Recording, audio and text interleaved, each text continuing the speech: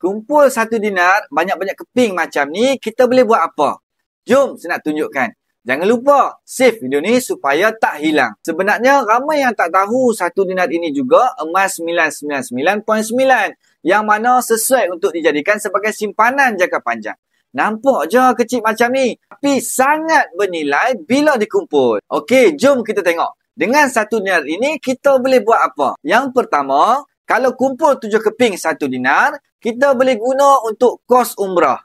Next, 15 keping 1 dinar, kita boleh pergi haji dengan selesa. Dan, yang ni yang ramai orang suka. Sebab kalau kita kumpul 20 keping 1 dinar, boleh guna untuk kos kahwin tanpa hutang. Okey, kita upgrade sikit lagi.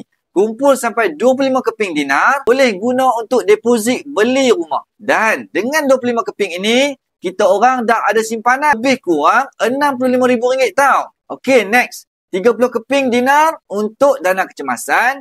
Kemudian, kalau kita simpan lagi 30 keping dinar, sesuai untuk dana pendidikan anak-anak kita yang akan datang. Okey, yang ni paling penting untuk semua orang, iaitu dana persaraan sebanyak 150 keping 1 dinar.